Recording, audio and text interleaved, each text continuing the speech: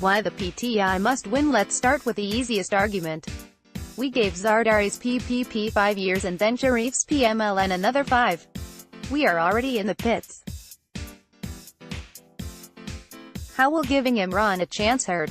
If he delivers what he says he will, we'll be better off. If he doesn't, can we be any worse off than we presently are?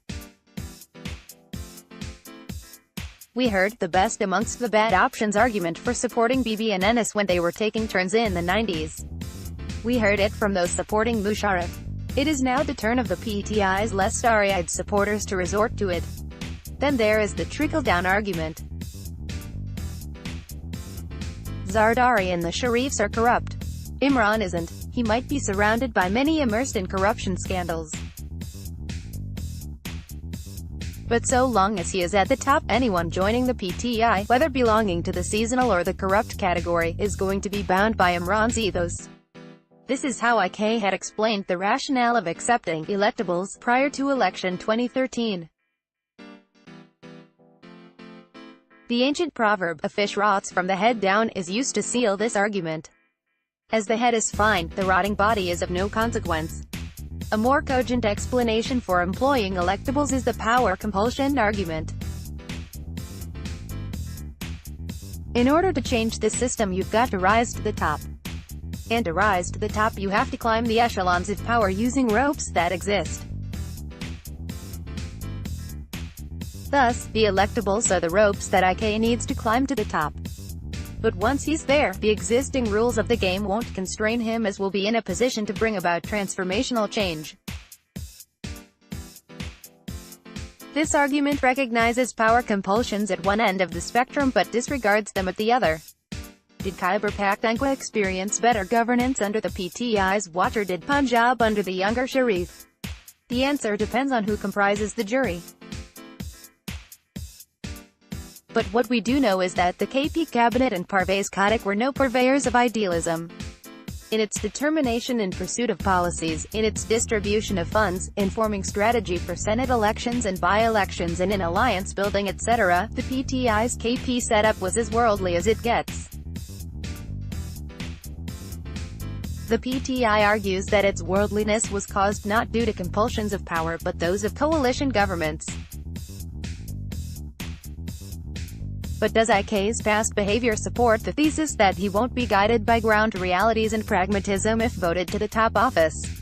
From support and opposition for Musharraf and support and opposition for Iftikhar Chaudhry to his approach to building his party past October 2011, including the steady rise of migratables and electables within it, to speaking on populist state and societal issues and staying mum on others, IK's choices seem well choreographed and best understood as part of his burning ambition to acquire political power and office. If IK has been forced to make compromises on principles during his journey to becoming a serious contender for the top office, what will prevent him from making similar compromises to retain such office? One argument is that he won't make compromises at the top because he won't need to. That argument is rooted in misunderstanding the compulsions of power. Those compulsions, to let sleeping dogs lie or not step over powerful toes, are most potent against those in power trying to poke the status quo. But let's give IK the benefit of the doubt and look at his policies and convictions instead. Some of the key fault lines in our polity include the following: civil versus military, moderation versus extremism, governance through systems versus governance through patronage. If you think Pakistan's journey out of the woods depends on throwing one's weight behind the right side of each fault line, IK is plain wrong on the first two and his record is questionable on the third. Whether it is IK's initial support for Musharraf, his reliance on the umpire during the Dharna, his disdain for parliament and politicos, or implicitly egging on the establishment to tame elected governments, it is patently clear where IK stands. Will he transform overnight if voted into power, and run his government so efficiently that he is able to reclaim space and authority for civilian rule as prescribed by our Constitution? Let's not hold our breath.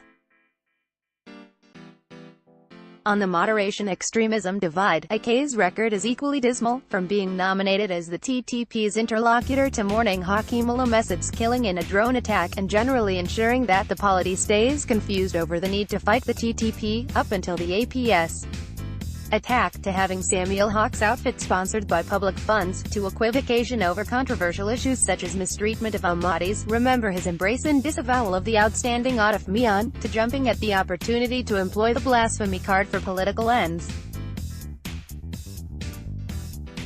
On the patronage versus systems divide, how does one judge IK? On the problem of corruption, his prescription is extremely opportunistic. Sharif and Zardari are the sources of the problem, and if they are put away, corruption will disappear.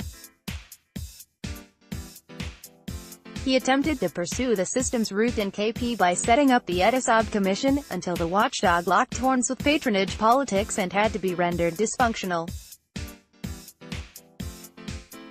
And in the PTI's internal organization, intra-party elections or award of tickets, when push came to shove, patronage always trumped systems. Fahd Hussain described it best when he recently wrote that the PTI's candidates in Punjab pack quite a punch, but have also changed the complexion of PTI from a party of change to the party of status quo.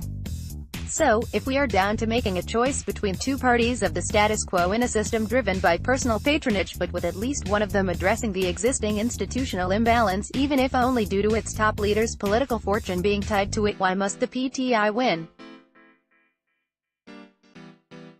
Here's why. We are in a gridlock. The solutions to our problems aren't person-driven but systemic and structural. The reign of accountability won't kick in merely because we live to see a former PM put behind bars for assets beyond means. The constables, traffic sergeants, readers, linemen, patwaras and all interfaces of the state that interact with the citizen will still have their hands in lucre and will still be protected by a patronage system, the prime beneficiaries of which aren't elected politicos but those comprising permanent state structures. These incentive structures won't change till holy cows remain. The system won't get fixed as long as the domain of elected civilian institutions is allowed to be encroached in the name of necessity. If we hold public officials to account for bad policies, we'll have to do so whether they fall within the civilian domain or the military's province. If we call out malgovernance, we'll need to do so whether the supervising institution is the executive or the judiciary. If we wish to change the country's direction, we need to change its outlook, its dependence on conspiracies to justify failure and its inability to introspect and reconsider how it wishes to engage with its neighbors and the world. We need to house power and responsibility in one place. We need to commit ourselves to due processes and develop patience for incremental change. To make these systemic and behavioral changes, we will need a grand political alliance much more committed and honest than the one that produced the Charter of Democracy. The PTI is the new kid on the block. It has its eyes fixed on power.